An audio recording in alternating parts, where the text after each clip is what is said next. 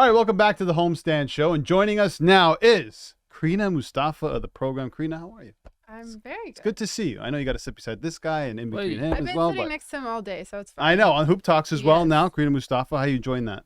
I love it. You love I it, love right? Talking He lots has, of he has ball, right? somebody else Ray to of fight. sunshine. Yeah. Well, Ray we'll of see if we sunshine. He we'll hates see if me we have so some time to much. talk some basketball. The Lakers stealing one from Golden State Warriors. We'll talk some tennis as well. But there's something you wanted to talk about. You and James in particular.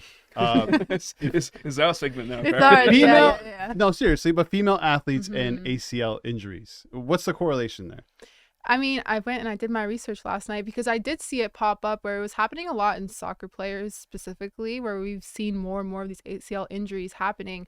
And basically from what I saw is that there's a couple of different factors. One being like the biology of females versus males, like just the way that our knees are built is different than men. And then so when you go out and you play your sport, there's like more risk of getting that injury.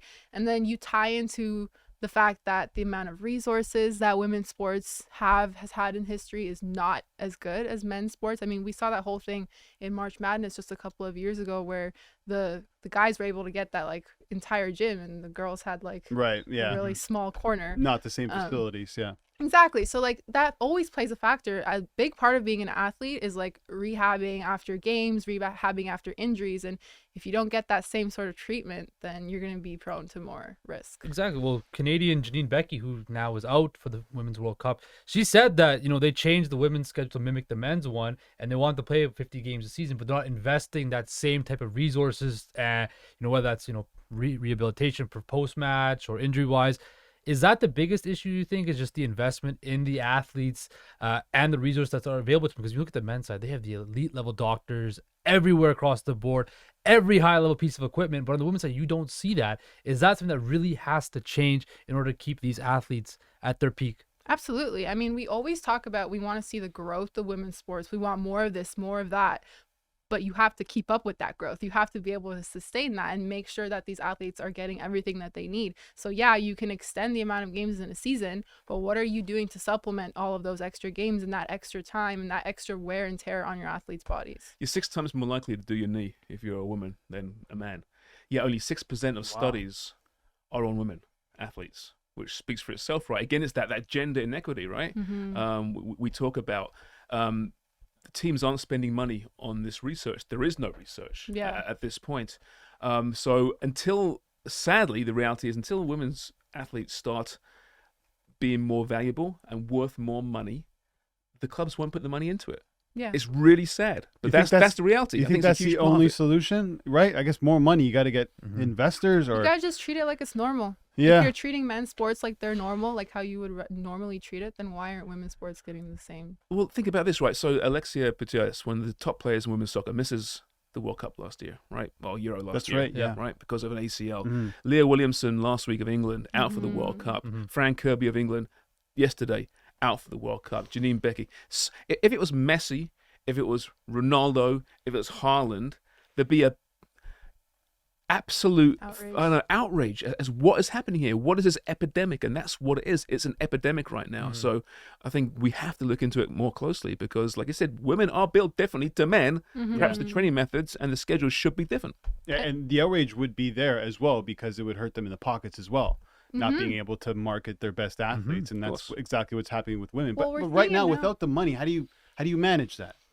I mean, we have to keep talking about it, right? Right. Like if you don't talk about it, then we won't know. I mean, we've even seen it in the NBA now, where like they still have to play 82 games, and more players are sitting out for load management because it's more wear and tear on their bodies if they do play this amount of time. So that's become an issue. So if stuff like that can be talked about, then maybe we can talk about it. Sorry, interrupt there. But tennis, 5 sets or 3 sets, right?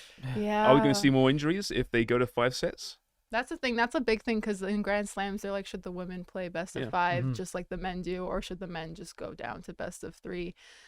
I have my opinions about best of 5 sets. I think what is it? They're too long. Right, okay. You only get like incredible comebacks very rarely like that. And it takes too much time of the schedule. It's not worth it. After 3 sets, it should be So decided. who are the people making these decisions in tennis in terms of if women should go to 5 sets from 3 sets?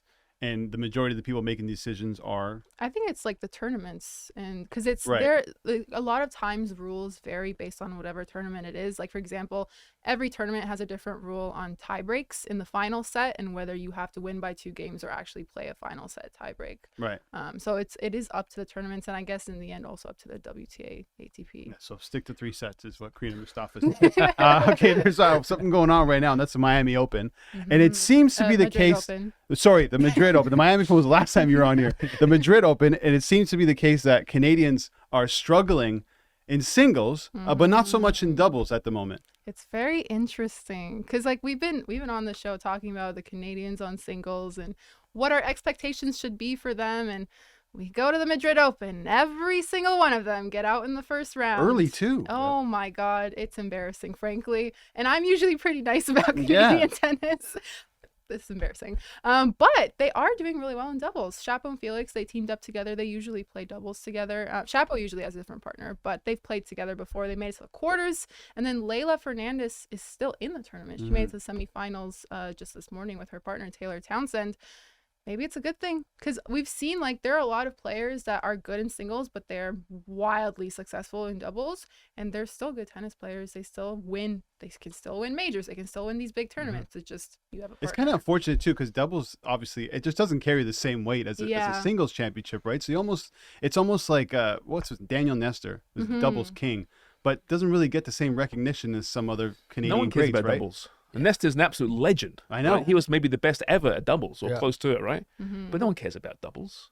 I think it's the same thing No, with they like, don't. Let's not kid ourselves, right? I like playing doubles. I love playing doubles. Yeah, I love playing personally. doubles. Yeah. It's fun to watch too. Yeah. But no one cares about it. It's it's about the coverage. It's just like the argument with No, women's totally. sports Yeah. versus men's sports. It's about what gets more coverage, and there's already a problem within tennis coverage itself, and the fact that singles does get the spotlight and doubles doesn't really get as much. When it was That's also Venus and part of Serena, I watched it. That was fun. Exactly. When it was That's another Steffi thing. and Andre That's a Agassi, solid that was point, great. It depends on who the players are too, which is why I kind of like these like major singles players playing doubles, because I think that will bring more Yeah, it people will. to watch doubles. Who was it? The Woodcroft brothers, the twins from Australia, who dominated it all. What's it?